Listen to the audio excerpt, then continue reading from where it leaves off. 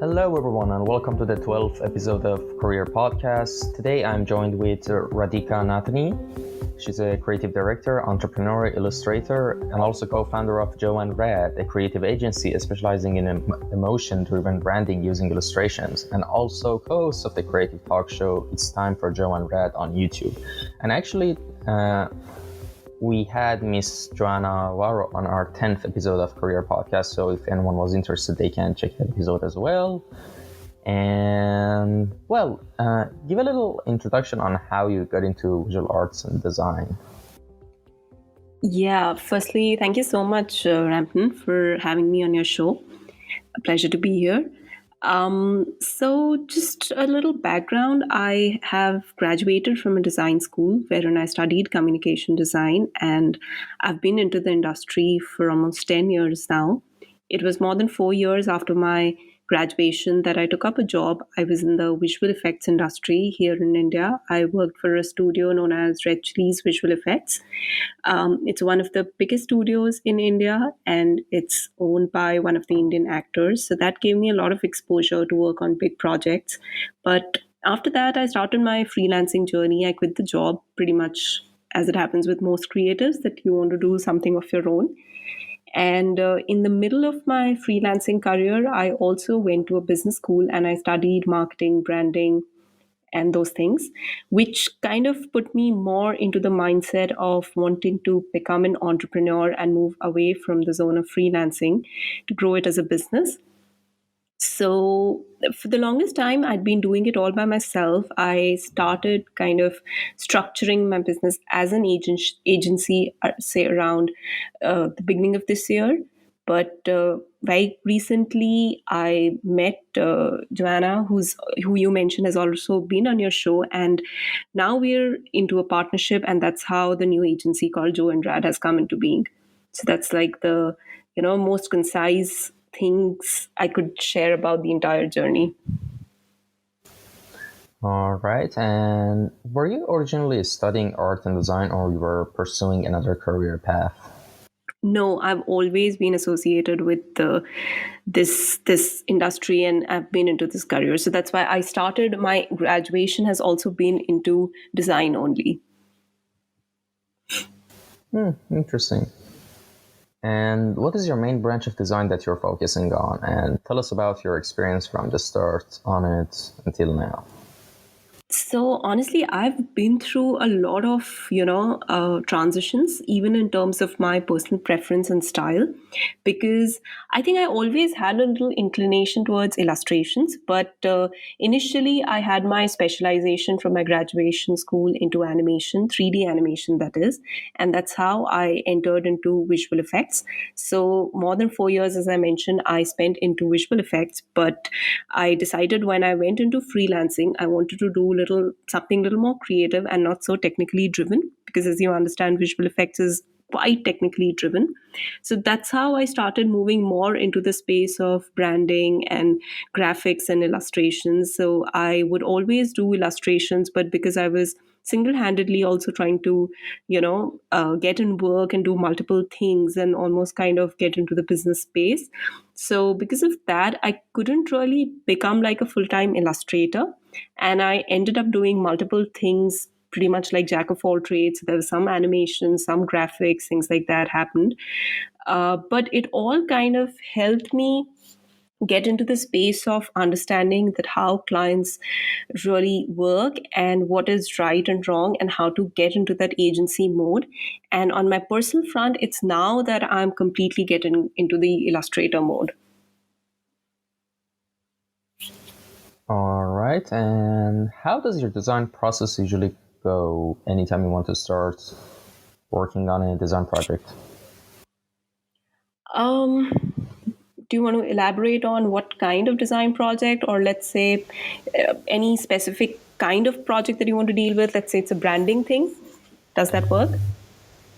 Like for example, yes, an illustration for branding purpose. How would that process usually go? Okay, I think I would be it any design project, let's say if you're talking of an illustration project, I would definitely deep dive into understanding what the project is all about, understanding the client, why do they want it, how will it affect their business, or probably if they're trying to develop a brand out of it, because now we're also using illustrations to develop the entire branding system. So then going deep into their brand and understanding what is it all about, what are the values. So I think I would start mostly with that, just asking all sorts of questions possible, because that is what helps me understand that what is the design direction that we should be taking, and what sort of styles and visuals should be developed so that they will suit the purpose. So that's the first thing. Initially it's just pretty much not creating anything at all and only doing like taking a download from the client to understand what they're all about. After that, I generally get into the research mode, probably I would say a self research mode, just to collect ideas and develop some sense of how we could move forward. And at this stage, I would say it's really important, because I worked with junior designers, that this is the stage where you can actually save upon a lot of time that you will put into your work by doing the right kind of research. So if you do the maximum kind of filtration at the research stage, or also probably really narrow down the direction that you want to take at this stage in terms of the concept, the visuals, the colors, style, everything, it saves in a lot of time. And after that comes in the execution, wherein I would just start designing. Interesting. And what do you think about this statement? You need to be good at drawing to be a good designer and illustrator. I am the biggest example of being super bad at drawing, and I've spent my entire career into the design field. In fact, that's what I mentioned. It's now that I am moving towards, being an illustrator and practicing my drawing skills. But I really don't believe that. I don't think you need to be good at drawing. In fact, that's a myth. That's how generally, even in the common, everyday life, you would come across friends and family who would say, "Oh, you must be great at drawing because you're into designing." But I really, really don't think so. I think it's more about the thinking. It's got so much of involvement of the visual taste, how you kind of strategize things. So it's much more than that. For some people, it could be just that they're really good at their color selection, but they're still associated with the world of design. And they could just become, let's say, somebody's a designer because they're very good at their copywriting skills. So I really wouldn't say that you have to be good at drawing to become an illustrator. All right. And who are your favorite artists and designers that have inspired you the most? I have lots and lots of inspirations and people who inspire me. So, in terms of artists, I would say I definitely love the style of Hello, My Name is Wednesday. If you've seen her account, she supports a lot of queer people and mental health stuff, but I love her style, love her for that. And then I am also very fond of Adam JK. I love Andy J. Pizza. Yeah, these are some people who are top of my mind. All right. And what is your main subject of your artworks and what made them interesting to you? Well, to be honest, because as I'm repeatedly mentioning that, I have started taking the illustrator side of me seriously just a while back. But so I'm still kind of, I haven't really shortlisted on a single direction to take. But even in the past few months that I've started off, I can already see that if you keep going, you start finding what really works for you. And for me, I am definitely landing somewhere in the space of trying to convey happiness, creativity, some sort of fun, and maybe show a little foodie side of me by what I do. All right. And how to simplify the start of the learning process? Like, what I mean by that is usually when, for example, someone asks their friend that is an artist that how do I start drawing or get start at design, and usually what most people say, just do it. They just say just do it, but it's kind of like way it's kind of like a vague idea, but yes, I know I should do it, but how do I start doing it? Like, so to rephrase my question again is how to simplify the start of the learning process when it comes to visual arts and design, in your opinion? So do you mean this a little more in terms of how to find your style or how to work for a client? Um, just basically start at visual design, just to get a good grasp, and also yes, at the end of it, finding your own style for someone who's zero at drawing or design or anything. Well, I would say really there is, if you're just starting out, really don't follow any rules. In fact, that's one of the mistakes I would say that I did, that I tried to abide by too many rules and tried to get the perfect thing just when I started off. So the initial stages, if you want to draw, you just draw. If you feel like illustrating, just literally take a paper, or if you're doing it digitally, just open a file and just start making whatever comes to your mind. Don't put in any filters in the beginning, or don't try to get into any rules, but just be consistent. Do it every day and make sure that you I would personally do a lot more research, like on everyday basis. I would also just keep reading and seeing other artists so that you can get in more inspiration, and somehow subconsciously it'll start reflecting in your work and you will start finding your own answers.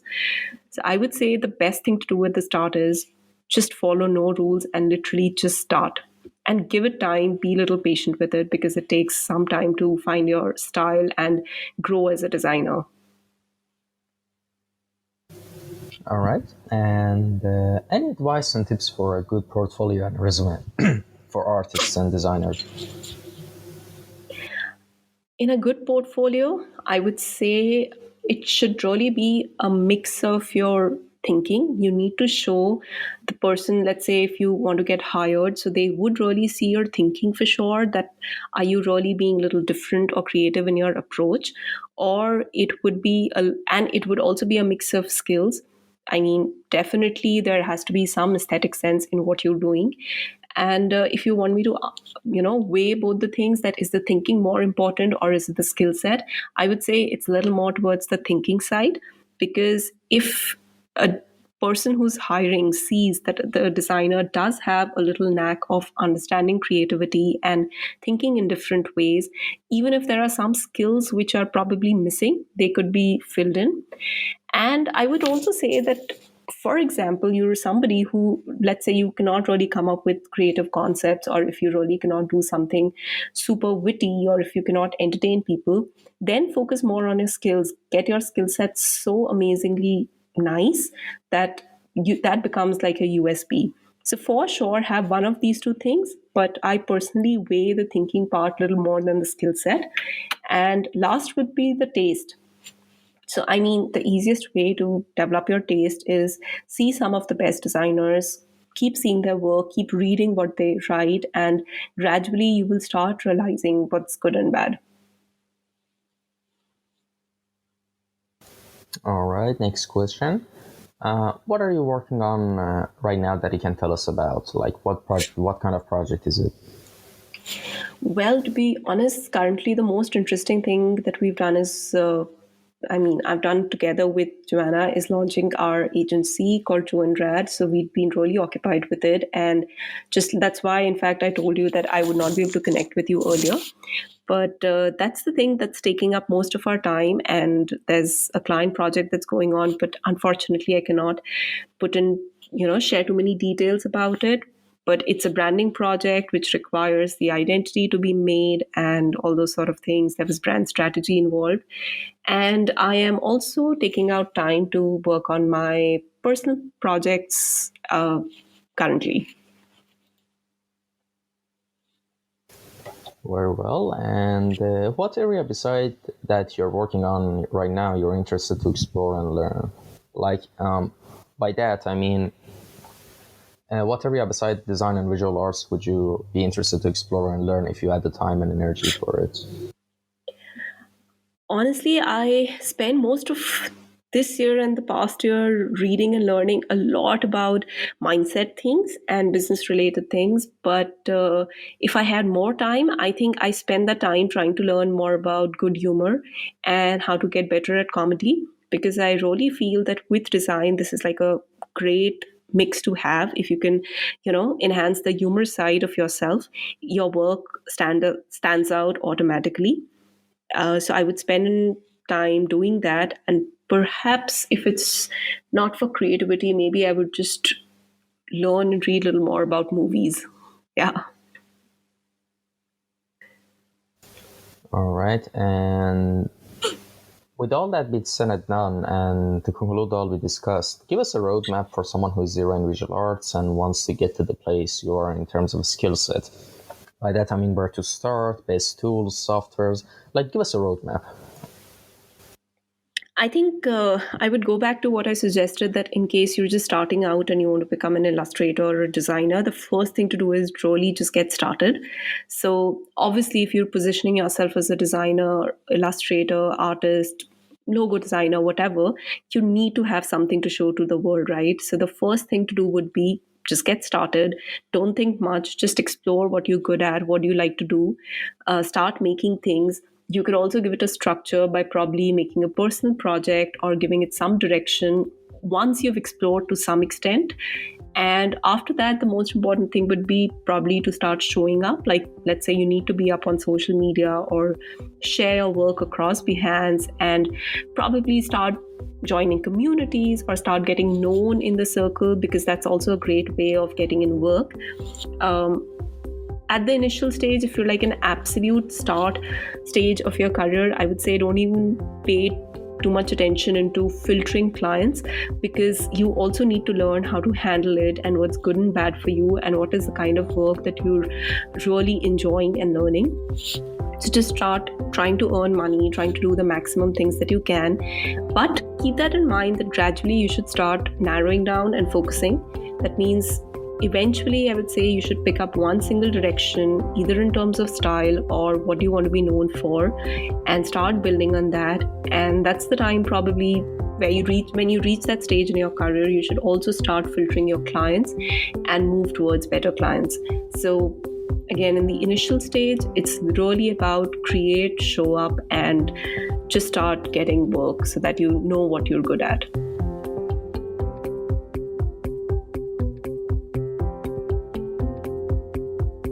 All right, I think that's a wrap. And thank you so much for joining us on this episode. And that's it. Have a good day, everyone. Bye. All right. Thank you so much, Rampton, for having me. All right, no problem.